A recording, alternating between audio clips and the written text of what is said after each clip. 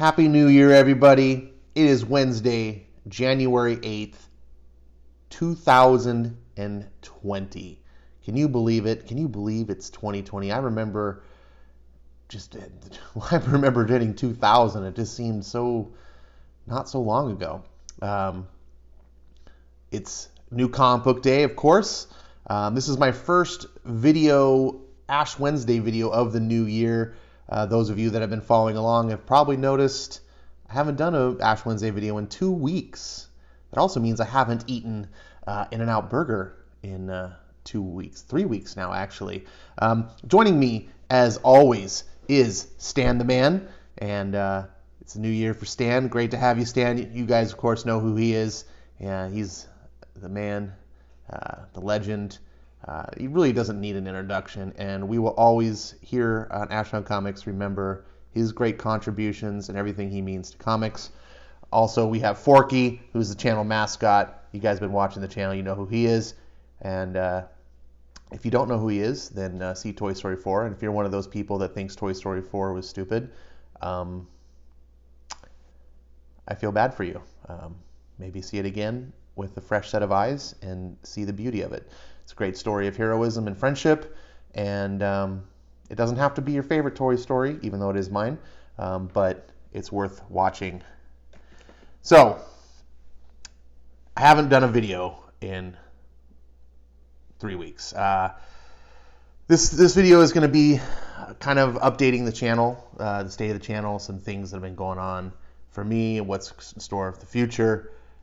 Just a chance for me to get things not off my chest, but just, get it out there. I didn't do anything on Christmas, because it was Christmas. Thought about doing a Christmas video, but I don't know. I don't think anyone really wants to see that. There was one comic book that came out on Christmas. I had to go get it Thursday. I didn't even go to the store on Thursday. So I was like, I'm not going to do a video for that. And then the next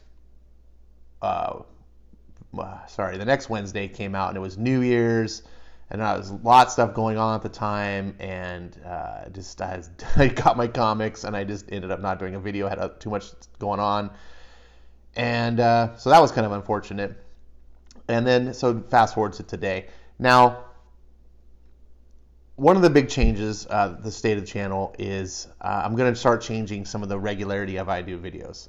For over a year, I think my channel's been around for about 1.5 years now, and I've been endeavoring to do a video every day. Now, some days I'd miss videos, and recently I've missed quite a few days. But up to that point, I was doing a video a day, almost like clockwork, with a few, maybe here and there I'd miss a day. Some days even I'd do 2. And it's a lot of work. It's fun.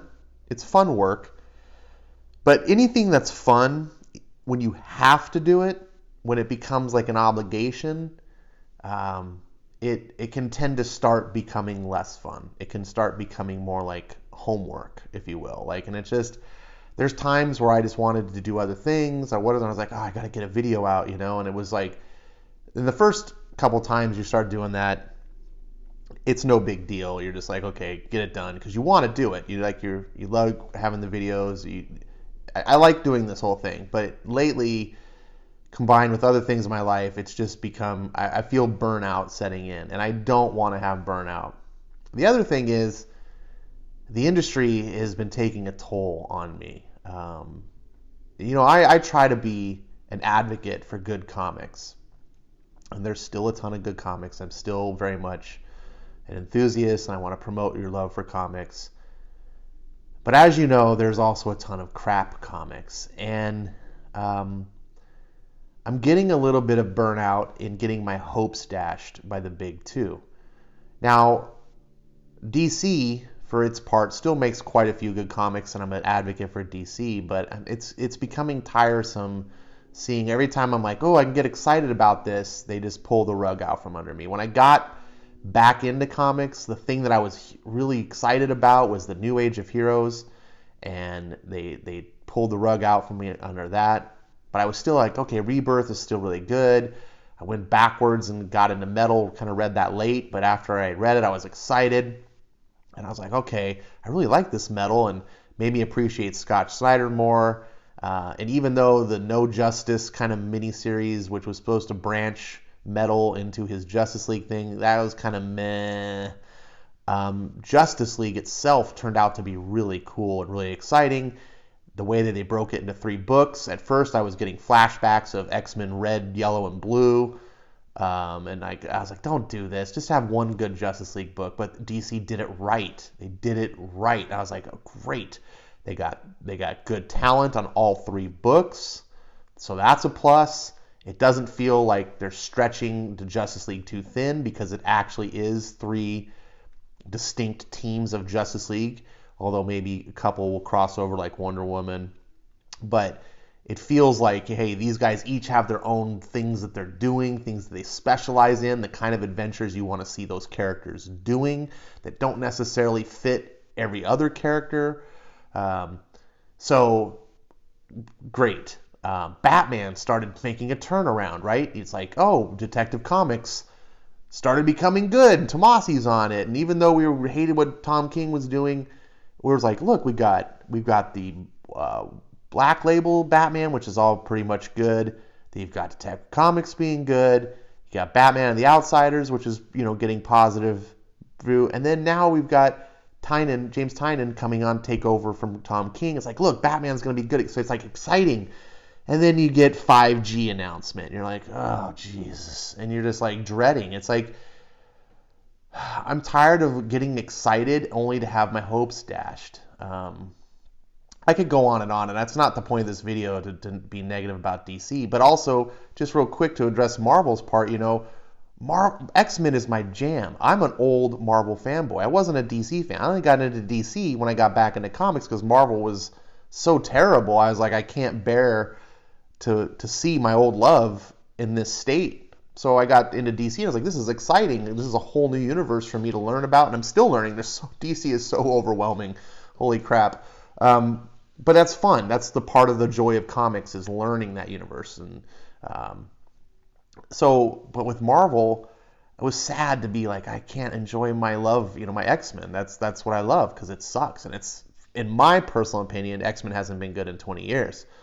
And I've just stayed away. But in recent years, it hasn't just been not good. It's been dog shit. It's been terrible. And then Jonathan Hickman came around, and he sold me on the House of X and Powers of X. And I started becoming excited about Marvel again, because there was a few other titles, as you guys may know, that you follow. I got Venom. Donny Cates kind of sold me on Venom.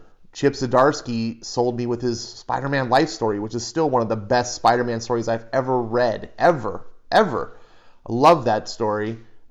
His Daredevil is probably the best comic at Marvel. So I started reading some of the other back stuff from like Donny Cates' Thanos Wins, which is really fun. Even his Cosmic Ghost Rider, which was wacky and loopy. It's probably not for everyone, but in a 6-issue miniseries, it was a really cool, like, hey, I wouldn't want an ongoing like this, but for 6 issues, a fun story like this, he sold it. He really did. And I was like, with House of X and Powers of X, I was like, man, maybe there's a corner of Marvel I can start getting excited. I have these few other books. I get my X books.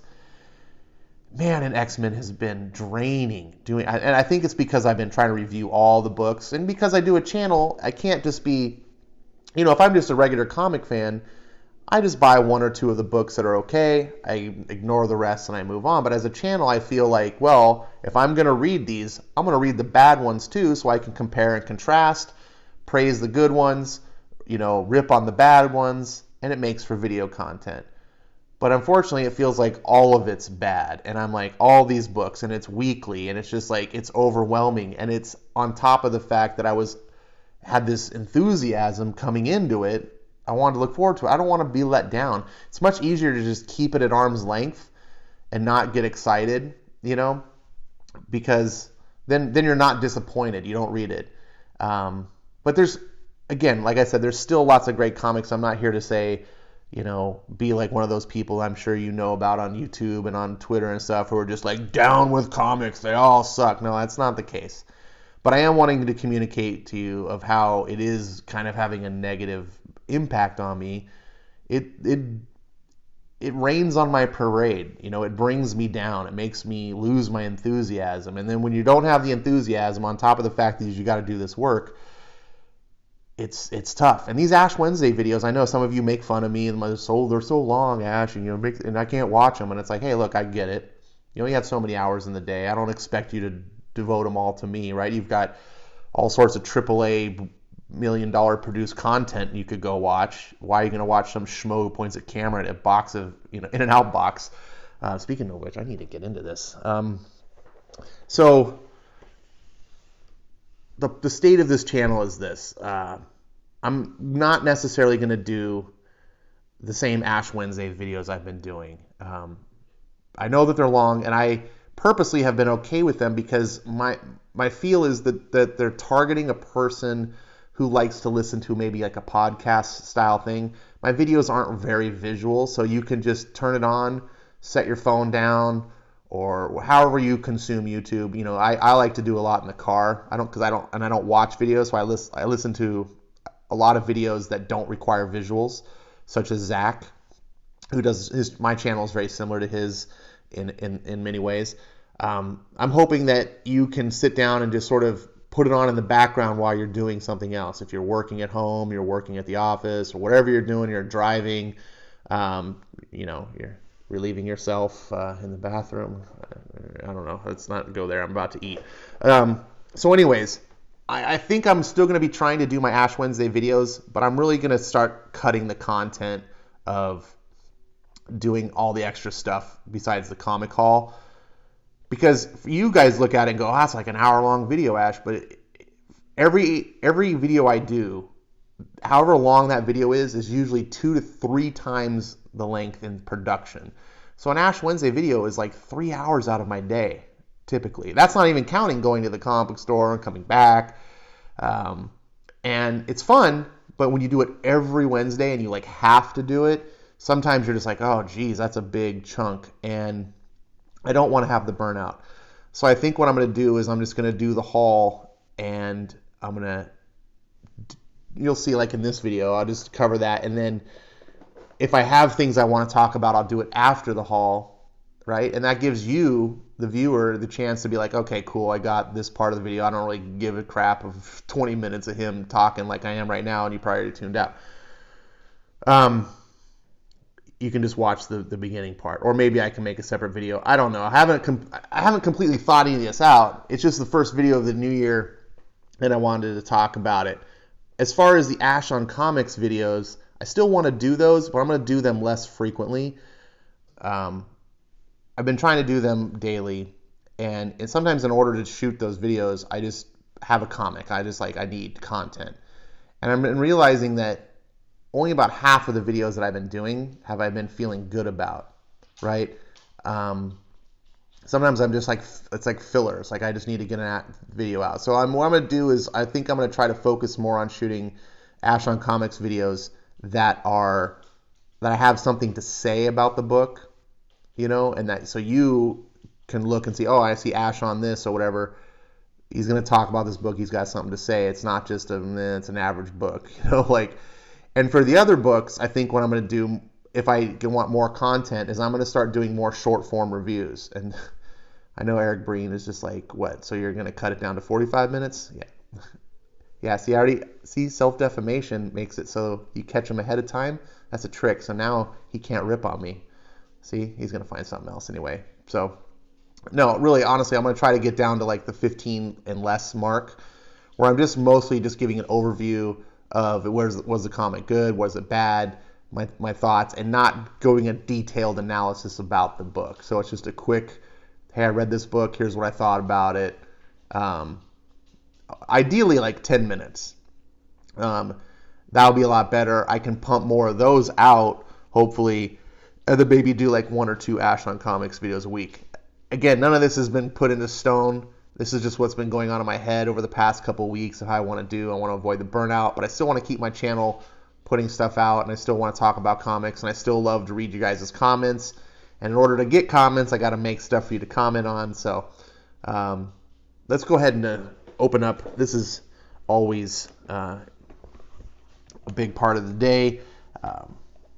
Oh, look at there. It's a big thing of liquor.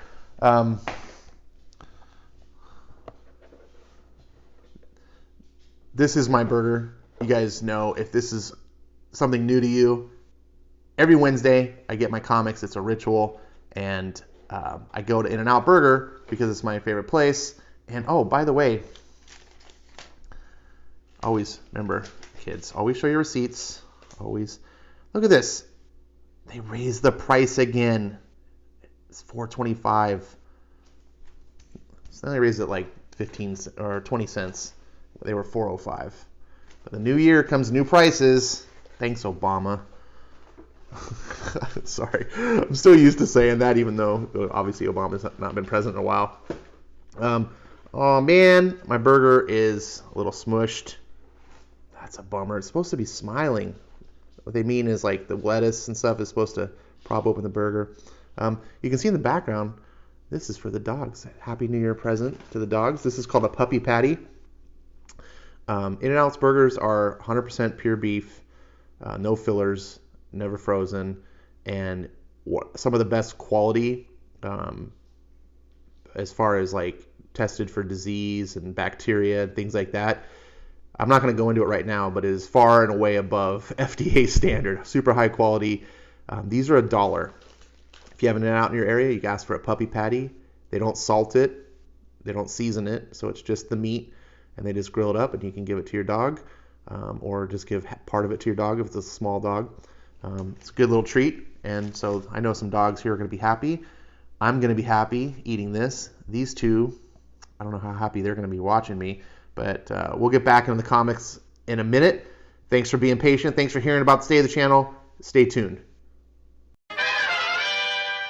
As always, thank you so much for indulging me when I show off this burger. I know some people who might look at this and go, what is this guy? Why is he showing a burger? It's so stupid. It's part of my ritual. I've explained it so many times in the past. This video is going to probably already be too long to talk about it.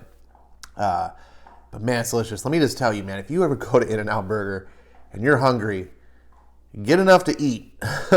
I usually just get a burger. I don't get fries or a drink. Once in a while, on a hot summer day, I like to get a big lemonade, but I don't really get fries or a shake or anything unless I'm going there for like dinner. Then I'll usually get. But on lunch, I don't like to eat a big heavy lunch, so burger's usually just fine. But today, I was really hungry. I finished that burger, and that taste in your mouth is just like craving more, and you're like, oh, there's no more to eat. So yeah, I could eat a whole nother one. Let's get into the comics, but first, so I'm not actually at my house. I'm doing some house sitting this week, and watching my friends' dogs, and I come over here quite a bit, and I shoot videos, so you've seen before, but I'm actually going to be doing some house sitting for them, and they got me some nice gifts, and I just want to show off. Number one, this is for Eric Breen, to make him jealous, because he may tell you, differently, but I know his secret. He really does love gummy bears. Now, Haribo is not the best.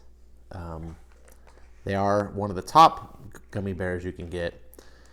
If you don't like Haribo, I urge you to try Black Forest, and I shit you not, refrigerate them. Put them in the refrigerator at least a couple hours to get them nice and chilled, and they taste fruitier, they taste chewier. The Haribos are already too more chewy than Black Forest, so you don't want, if you put these in there, these are going to be like jujubes, or you're just going to pull out fillings. And Haribos also have a more sugar, sweeter, tartar taste. So anyways, these are still really good. Don't get cheap gummy bears if you're going to get gummy bears. Get good ones. That was really nice of them. But there's more. Also, if you've never had, these are the Valentine's versions. But you can get the regular ones. Big chewy nerds. Holy crap. These are good. I was kind of hoping they would, I was like, man, they could have got me the Star Wars ones, but beggars aren't choosers. So, but these are one of my favorite candies. They're kind of sometimes difficult to find. They have a Star Wars ones out right now, but regular ones, I also have it on good word that the sour ones are good. I haven't tried those. I love these. This is one of my favorite candies. And then last but not least, the big classic, Red Vines. Never settle for second best.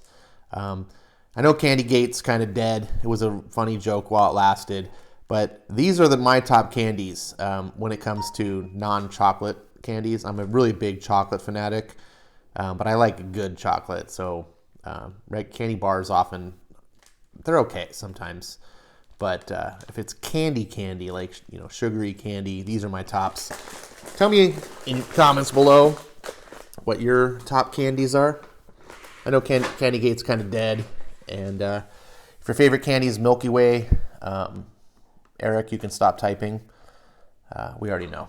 So now, this is 3 weeks behind, so you're going to get a triple feature this week for the new year.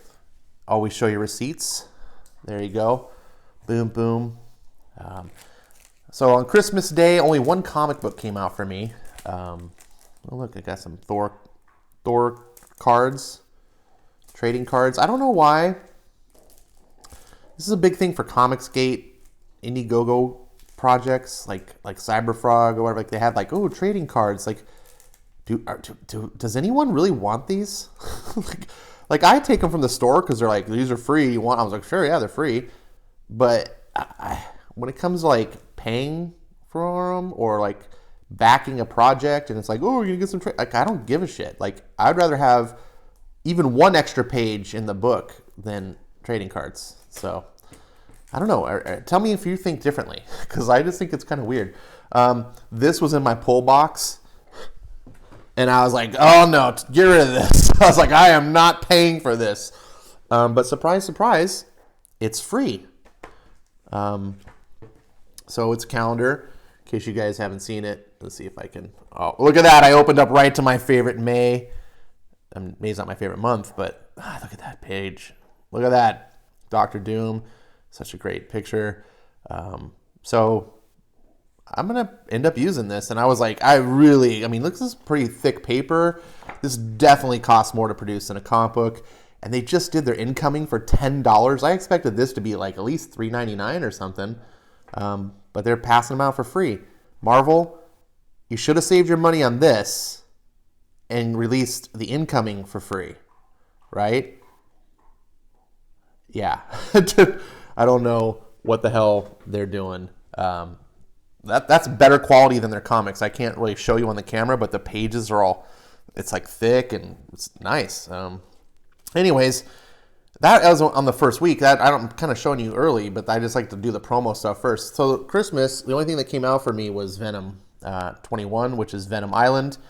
Mark Bagley's doing the art. Now, a lot of people really love Mark Bagley, and he's for sure a top-rate comic book artist. But for me, he's always the guy who had to come in off the bench to fill in for Eric Larson. Not fill in, but to take over for Eric Larson and Todd McFarlane. Amazing Spider-Man. I happen to be in one of the greatest eras of Amazing Spider-Man, with Dave Michelini writing, Todd McFarlane doing the art, and it was mind-blowing. They gave McFarlane his own Spider-Man book, so then Eric Larson had the tough job of taking over. I actually liked Larson better as a Spider-Man artist but the McFarlane era, Michelini, I think, did better writing. Anyways, it was all good. And then when Image started, it was like, how are you going to replace this? And Mark Bagley came off the bench, and he did a fine job. I think if we had never heard of Eric Larson and Todd McFarlane, he probably would have gotten a lot more recognition. But to me, he's always sort of that third string quarterback coming off the bench, trying to take the team to a Super Bowl. Now, if you fast forward to today, he's miles above most of the Tumblr talent that Marvel hires. But I can't help but feel like, where's Ryan Stegman? I wanted Ryan Stegman to come back. So, yeah. I guess I shouldn't really complain. It could be way, way worse. I haven't read the book yet. So that was 2 weeks ago. Now, 1 week ago, last Wednesday, here's my pull list. And starting off with Marvel, we have X-Men number 4. I haven't read any of these books. I've been busy. So I can't really comment on this issue. I can say that the first 3 issues of X-Men have been underwhelming, to say the least. I think they've each actually gotten worse as it's gone on, so I'm very apprehensive. I've said many times that I'm going to give this... Really, dog? All right, go outside. Right when I'm recording. I said many times that I was going to give X-Men 6 issues at least, because they earned my attention with House of X and Powers of 10. So I'm going to give it a chance. It's Hickman. I hate Lionel Francis Yu's art. I think it's awful. I do not know why people are like, yeah, it's good. It's not. You can watch my videos for why I think so. But yeah, so it's X-Men. So I'm keeping buying it. Hopefully sometime by issue 6 they sell me on it, because it's not so far. But one Marvel book that is selling me, and I think is the best book at Marvel right now, is Daredevil. It's fantastic. Unfortunately, this one does not have Marco Cicchetto. And one thing that's really bothering me is this is Still Through Hell Part 6. Marco Cicchetto's been doing the art up to now. Normally, Marco Cicchetto fills an entire arc, and then they do like some filler issues without him. Then they come back, they do an arc with Marco Cicchetto, then they do some issues without him. That sucks, but at least these bigger story arcs, you're getting him. Having him not do the art in, I don't know if this is the final issue. It's issues really? Really? Come on. But still, Daredevil's worth getting. It's probably the best book at Marvel. Let's see. Then there is Thor #1. Now, actually, I did get a chance to read this. I even did a video. It's out. You can watch about this. I had to read this one.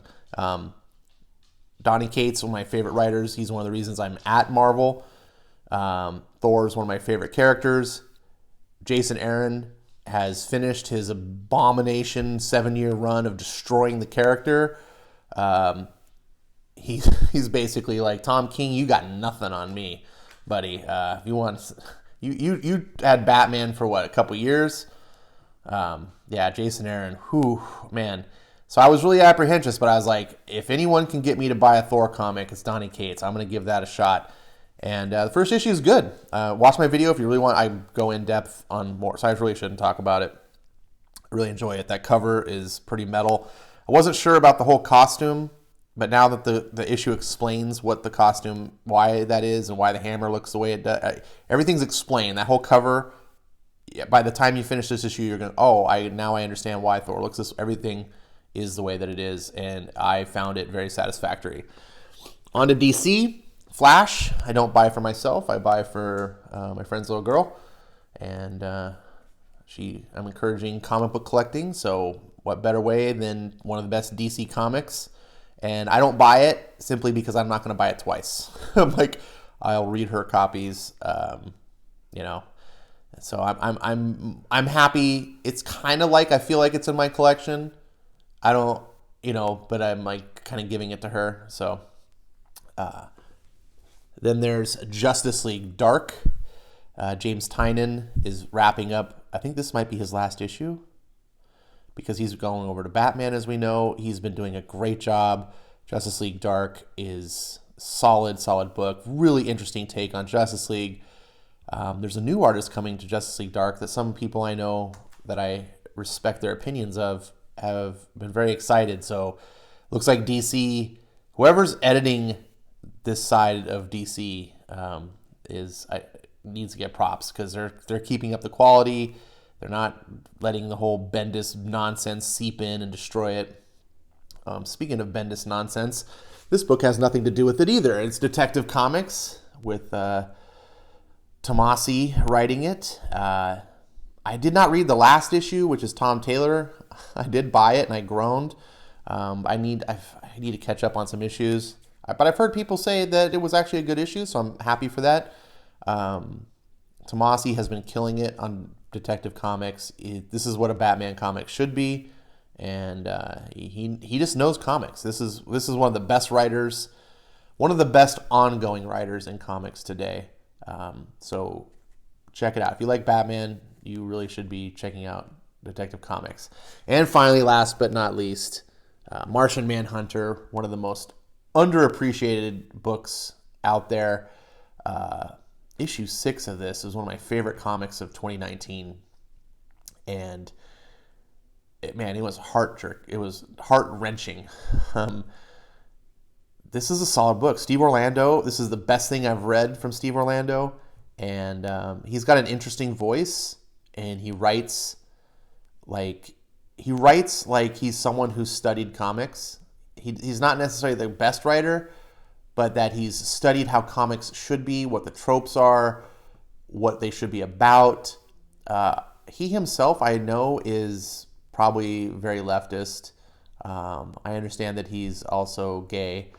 But when you read his books, you don't get any sense of that at all. He doesn't feel the need to interject any of his own identity, I guess, into the books. Now, caveat, one of the issues I think I did kind of critique, this, one of the issues in the series did have like a little lesbian moment that I was like, nah. But I'm not necessarily so much sure that that's like him interjecting his politics as much as that is just a case of modern comics in general. And outside of that, the book has been really good. The art by Riley Rossmo is a deal breaker for a lot of people. I get it, but it's worth it. If you haven't been following it, it's probably worth checking out in trade. I will, give my final synopsis when the final book comes out and let you know if it's something you should pick up in trade, because obviously it could totally screw the pooch at the end. And that was last week's comic. So now you've got Ash Wednesday for last Wednesday. So Eric, you didn't miss anything. Now, fast forward to right now, the present day. And here's receipts. Look at that. Oh, look at that. $21. That's what I like to see. I'm trying to get under $25. Comics, I just need to be more discerning on my comics. And just buy the really cream of the crop. And I get caught up in some of these books that piss me off, man. Like, I'm so pissed off that I bought New Mutants. I'm so pissed off. Anyways, I got some freebies. They gave me some more Thor cards. Hey, so now I got 2 packs. I'm sure they're the exact same cards. They're not really trading cards if there's nothing to trade, because everyone gets the same thing. There's the dog in the doggy door. Look, I got a free Marvel's X bookmark. Look at that. No one really uses bookmarks anymore, but I was like, hey, if this turns out to be something amazing, I'll have the bookmarks free. Who cares?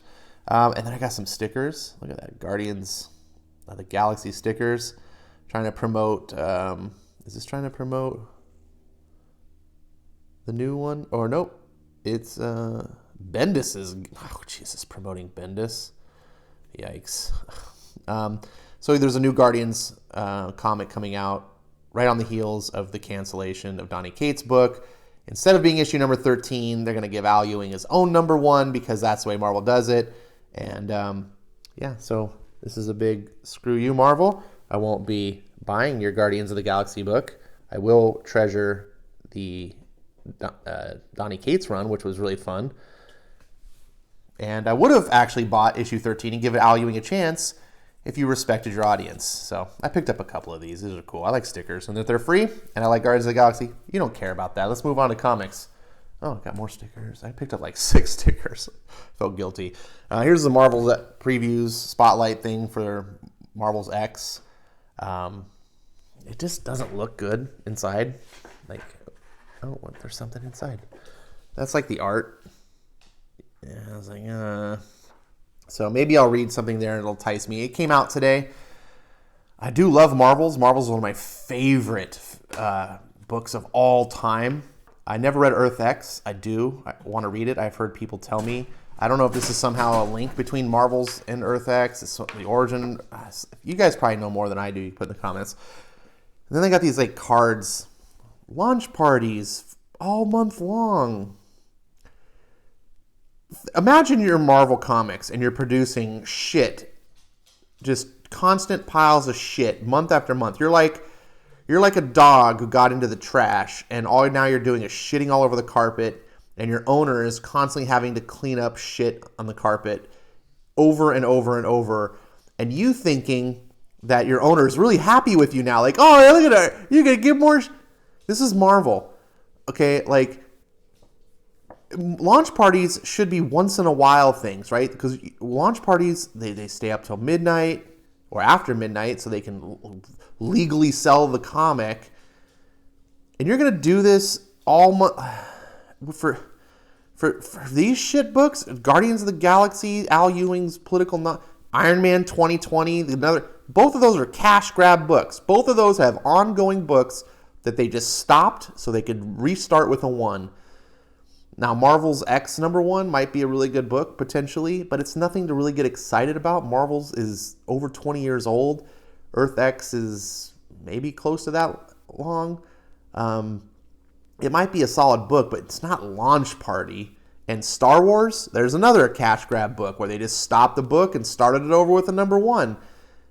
That's not a launch. That's a cash grab. And then Thor #1. Oh, look, what's that? Oh, yes, it's this book that they stopped and restarted with a #1. There's only one actual launch here, and that's Marvel's. This is...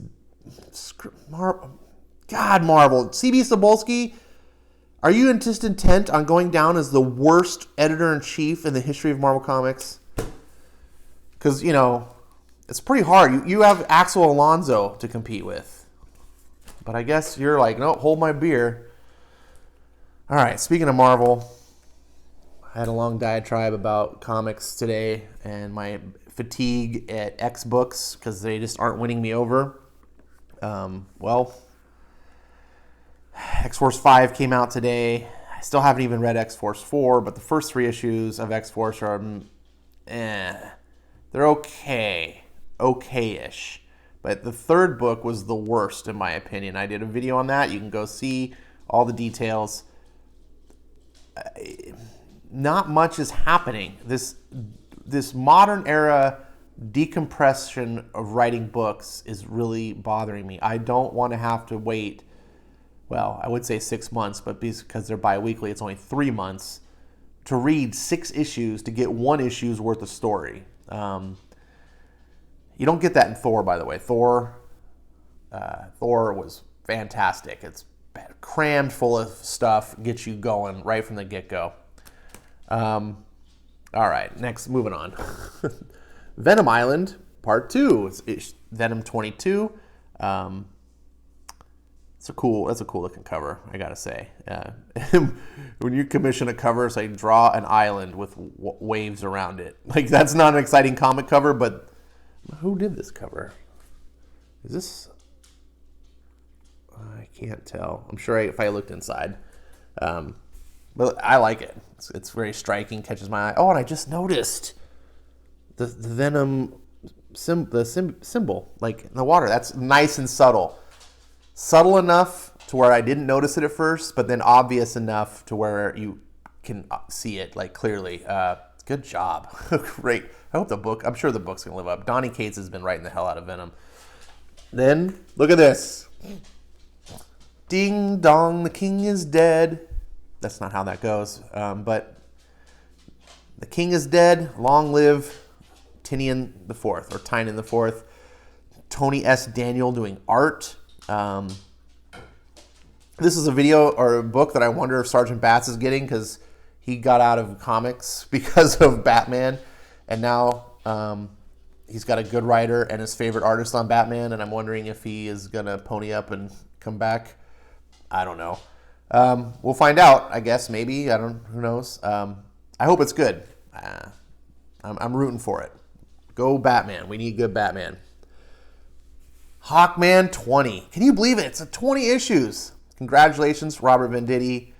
You took a character that I thought I hated.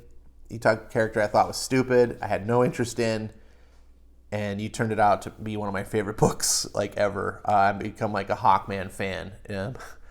I get to claim it for my own. I have that sense of fandom. DC has all these characters that is like Batman, Superman, like whatever. Everyone likes Batman, everyone likes Superman, and I do too. I mean, I love Superman, but Hawkman's a character that not everyone loves, and it's a book that I can gravitate on, and I just feel like, oh yeah, I can be one of those fans that get it. You can too if you just #read Hawkman. Moving on to Independence, Oblivion Song. It's a book I can't talk about. This is a plot-heavy, constant twists and turns, constant like what the hell is going on, and then the book giving reveals to explain. it's a book you can't talk about. It's one of those things, but it's a science fiction book. It's not like spacey science fiction. It's like grounded Earth science fiction, but it just has like alternate reality type thing to it. You just have to read it. It's very difficult to explain, and I would recommend just getting the first trade paperback. The great thing about Image is they always discount their first volume trade paperbacks really cheap. I think you can get it on Amazon for like $5 or less. Check. It's probably around that price, and it's solid 6 issues. You're gonna know right then. By the time you finish that book, you're gonna get some nice reveals, some really cool world building, character development, and at that point, you're gonna go, I want to read more, or you're gonna say, nice try, Ash. This book's really not for me, but it is for me. This is one of the books that I tout and keeps me enthused about comics, and it's really strange that indies are doing that.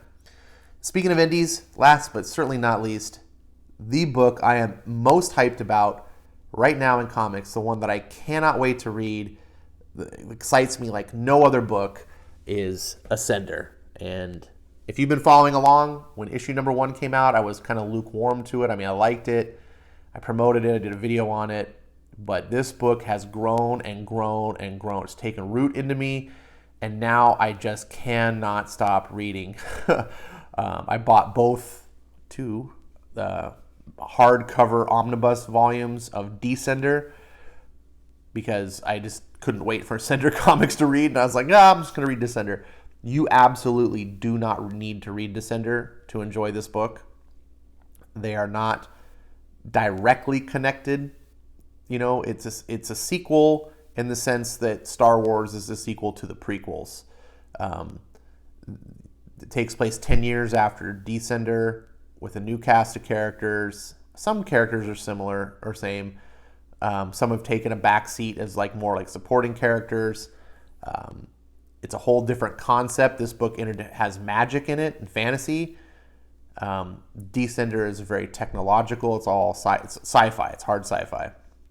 So I tell people this book is like a Star Wars style book. It's space fantasy with all sorts of different like alien races and different worlds that the characters go to.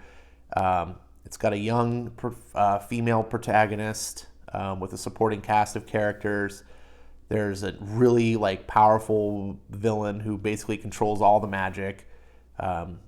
She reminds me of Queen Bavmorda from Willow, if you remember that. It has all the elements that I loved about Star Wars, like the cast, an ensemble cast of characters, the really good banter and dialogue between those characters, the relationships between them.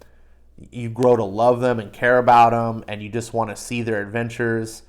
The art by Dustin Nguyen, it didn't immediately win me over because it's got this sort of like a watercolor painted on top of pencils.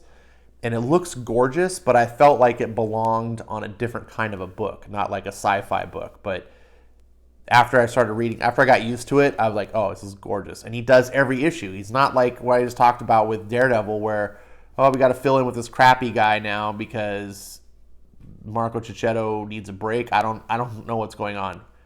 Every issue is Dustin Nguyen. Every issue is Jeff Lemire. It's solid. It's going to run probably about 32 issues because that's what Descender ran. So it's monthly, so it's not going to tax your wallet every 2 weeks. It's so you got 3 years of just enjoying this book and just every month collecting it. I cannot speak highly enough about it. I'm in love with it. I would love to meet anyone who else likes it as much as I do. That is it. That is everything I have. Thank you for putting up with me, even though I didn't talk about anything other than the state of my channel. I still managed to make this show go on way too long.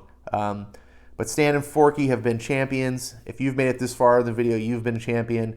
I appreciate all the support that viewers like you guys have given me. Like I said, this is just a hobby, and a lot of times it's work. And you guys making the videos, hearing your guys' comments, interacting, meeting people. I've met so many cool, nice people and fellow fans. through doing this stuff that that's what makes it worth it. So thank you very much. Thank you for the feedback to help me, do better, and thank you, Eric, for roasting me all the time to keep me honest. And yeah, thanks for watching.